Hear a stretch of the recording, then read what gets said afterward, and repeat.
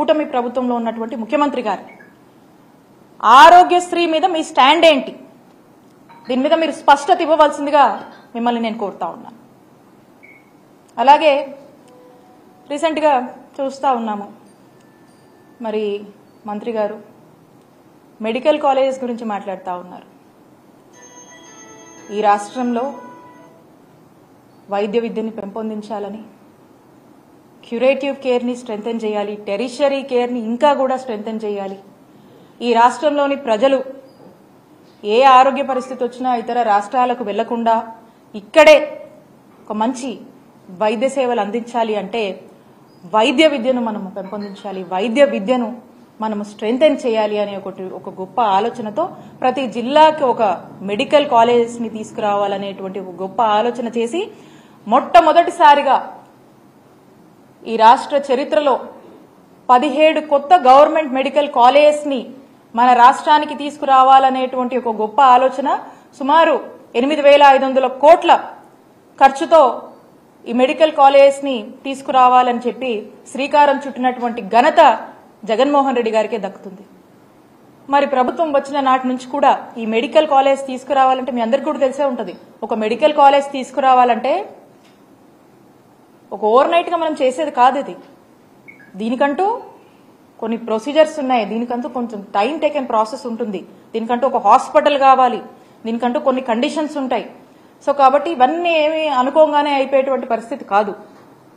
అయినప్పటికీ ఒక proper action plan ముఖ్యమంత్రి గారు వేసి ఫేజ్డ్ మేనర్ లో కూడా ఒక 3 phases కింద ఈ 17 గవర్నమెంట్ మెడికల్ కాలేజెస్ ని మేము డివైడ్ చేసుకుని ఆ టార్గెట్ పెట్టుకుని టార్గెట్ రీచ్ అయ్యేలాగా కూడా మేము మా అధికారులను కూడా పనిచేసినటువంటి పరిస్థితి. మరి ఈ ఫస్ట్ ఫేజ్ లో మనం చూసినట్టయితే 5 మెడికల్ కాలేజెస్ అనుకున్నాం. 2023 to 24 ఒక 5 కాలేజెస్ అనుకున్నాం. ఆ 5 కాలేజెస్ ఏవైతే ఏం చేశామో దాని తగ్గట్టుగా ఆ 5 కాలేజెస్ ని తీసుకొచ్చాము, ఇనాగరేట్ చేశాము, ప్రారంభించాము, ఒక బ్యాచ్ కూడా అయిపోయింది. ఆ నెక్స్ట్ ఫేజ్, సెకండ్ ఫేజ్ ఏదైతే ఉందో ఇది 24 to 25 ఈ బ్యాచ్ అంటే రేపు ఆగస్ట్ సెప్టెంబర్ లో ప్రారంభం అవ్వాల్సినటువంటి పరిస్థితి. మరి రేపు 5 కాలేజీలు ప్రారంభం అవ్వాల్సినటువంటి యాక్షన్ ప్లాన్ మేము వేసాం, దాని దగ్గర స్టెప్స్ మేము తీసుకున్నాము, దానికి సంబంధించినటువంటి ఇన్ఫ్రాస్ట్రక్చర్ మేము వేయడం జరిగింది. అట్ ది సేమ్ టైం దానికి కావాల్సినటువంటి రిక్రూట్మెంట్స్ అవన్నీ కూడా మేము ప్రారంభించడం జరిగింది. మేము కొంత చేశాము, కొంత చేయాల్సింది ఉంది. ఇప్పుడు మరి మెడికల్ కాలేజ్ పరిస్థితి ఏంటో మనకు అర్థం కావట్లేదు. ఈ ఫేజ్ కి రావాల్సినటువంటి, రేపు ప్రారంభం కావాల్సినటువంటి మెడికల్ 5 మెడికల్ కాలేజెస్ల పరిస్థితి ఏంటి, దానిపై మీ స్టాండ్ ఏంటి మనకు తెలియట్లేదు. దీని మీద స్పష్టత ఇవ్వాల్సినటువంటి అవసరం ఈ ప్రభుత్వానికి ఉంది. ఆ తర్వాత వచ్చే 7 మెడికల్ కాలేజ్ వాటి పరిస్థితి ఏంటి, దాని మీద మీ స్టాండ్ ఏంటి? ఏదో ఇప్పుడు ఈ మెడికల్ కాలేజ్ చేస్తే, ఈ మెడికల్ కాలేజ్ ని తీసుకొస్తే ఆ మంచి పేరు జగన్మోహన్ రెడ్డి గారికి వస్తుందేమో అనేటువంటి ఒక ఆలోచన ఏమైనా ఉందేమో నాకు తెలియదు. ముందు చూపు లేకుండా మెడికల్ కాలేజ్ కోసము ఆలోచన చేసి, మరి ముందు చూపు లేకుండా జగన్మోహన్ రెడ్డి గారి ఆలోచన చేసి వెళ్తున్నారని చెప్పి మరి మంత్రి గారు మాట్లాడుతూ ఉన్నారు. ముందు చూపు లేకుండా ఏమీ ఆలోచన చేయలేదు. ముందు చూపు ఉంది. ఈ రాష్ట్ర ప్రజల కోసం కమిట్మెంట్ ఉంది. ఈ రాష్ట్రంలో అనేక మంది డాక్టర్ అవ్వాలనుకునేటువంటి విద్యార్థుల పట్ల బాధ్యత ఉంది. ఎంతో ఆశగా ఎదురు చూస్తున్నటువంటి ఆ తల్లిదండ్రుల పట్ల బాధ్యత ఉంది.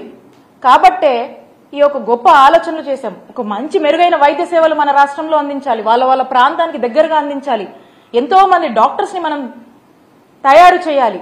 ఏదో మన రాష్ట్రానికే కాదు, మన దేశానికి, ఇతర దేశాలకు కూడా ఈ డాక్టర్లు సేవ చేయాలి అనేటువంటి ఒక గొప్ప ఆలోచనతో మనం ఇక్కడ డాక్టర్లని తయారు చేయాలి అనేటువంటి ఆలోచనతో ఒక మెడికల్ కాలేజ్ పెడితే ఒక డాక్టర్సే కాదండి, అనేక బెనిఫిట్స్ ఉంటాయి. ఆ ప్రాంతంలో మంచి వైద్య సేవలు అందించవచ్చు, ఆ ప్రాంతంలో ఎంప్లాయ్మెంట్ ఆపర్చునిటీస్ వస్తాయి, ఆ ప్రాంతం అభివృద్ధి చెందుతుంది.